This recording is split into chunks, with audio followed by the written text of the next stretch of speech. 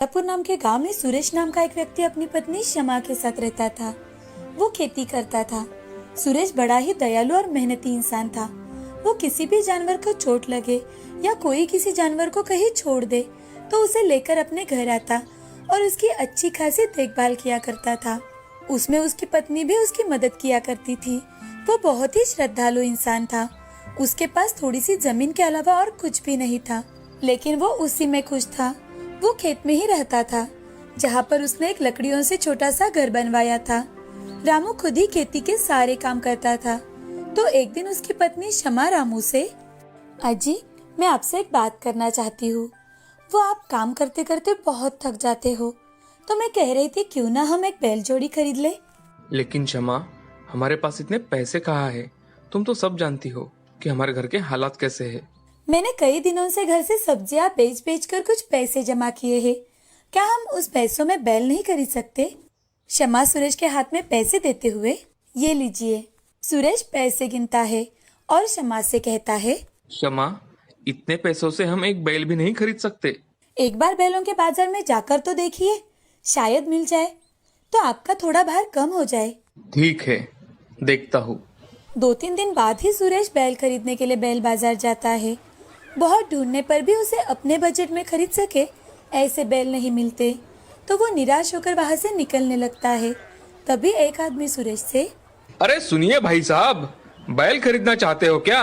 हाँ भाई, खरीदना तो चाहता हूँ, लेकिन मेरे पास इतने पैसे नहीं हैं कि मैं एक बैल जोड़ी खरीद सकूँ। ऐसे कहते ही वो आदमी सुरेश को एक बैल जोड़ी की ओर इशारा करता है। अरे भाई, तुम एक काम करो, तुम उस तरफ जाओ, तुम्हें वहाँ जरूर अच्छे बैल मिल जाएंगे। सुरेश वहाँ पर जाता तो है, लेकिन वहाँ उसे कोई बैल नहीं मिल पाता।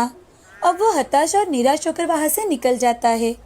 जाते जाते जंगल में से बाहर निकलते ही वहाँ पर एक बैल किसी ने छोड़ दिया था, क्योंकि वो बूढ़ा हो चुका था।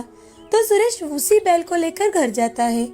घर जाते ही शमा उस बैल को देखकर, ये क्या, आप एक ही बैल खरीद कर लाए, और वो भी ऐसा कि हमारे कोई काम ना आ सके। शमा, हमारे पास जितने पैसे हैं उसमें तो एक बैल भी नहीं आ रहा था। ये बैल तो मुझे रास्ते में मिला, शायद किसी ने इसे छोड़ दिया है। बूढ़ा हो चुका है ना बेचारा, लेकिन पता नहीं क्यों मुझे ऐसा लगा कि इसे साथ ले चलूं और इसकी सेवा करूं, इसलिए ले आया। हाँ हाँ, आप ही ने तो सारे जानवरों को पालने का ठेका लेके रखा है। मैं यहाँ आपका काम कम करने का सोच रही हूँ, और आप है जो हमेशा किसी न किसी जानवर को उठा कर लेकर आते हो। सुरेश बैल को बड़े प्यार से पुचकारते हुए शमा से, तो क्या हुआ शमा, हम 2 वक्त पेट भरकर खाना तो खा सकते हैं ना, और ये बेचारे तो कुछ भी डालो खा लेते हैं। हम तो अपनी तकलीफ बोलकर बता सकते हैं, ये तो बोल भी नहीं सकते, और इसके लिए कहा तुम्हें खाना पकाना है। शमा ये सारी बातें सुनकर उस बैल की आरती करती है। ये देख सुरेश, अरे ये क्या, तुम अभी अभी तो इसे कोस रही थी और अभी इसकी पूजा भी कर रही हो। इसकी पूजा ना करूँ तो और क्या करूँ? सोचा था इस बार जरूर हमारे बैल आ जाएंगे, लेकिन ऐसा नहीं हो पाया, तो इसी की पूजा कर लेती हूँ। शमा बैल की पूजा करती है, उसे गुड़ रोटी खिलाती है, और फिर शमा और सुरेश अपने अपने काम में व्यस्त हो जाते हैं। अब वो हर रोज सुबह शाम जब भी वक्त मिले बैल का ध्यान रखने लगा, उससे बातें करने लगा।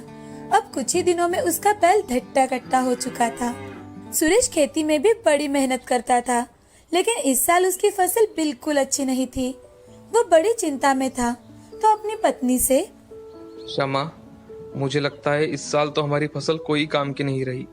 इतनी मेहनत करने के बाद भी ऐसा लग रहा है कि इस साल कुछ हाथ नहीं आएगा।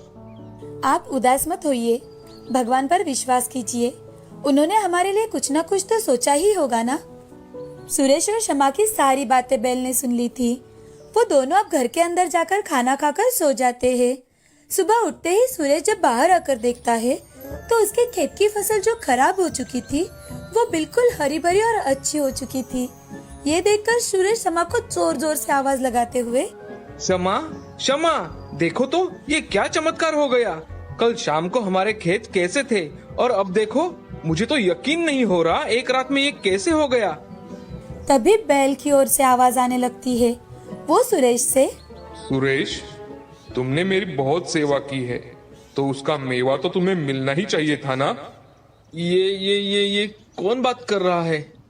सुरेश, घबराओ मत, मैं तुम्हारा बैल बोल रहा हूँ। तुम मुझे जंगल से उठा कर लाए और मेरी सेवा की।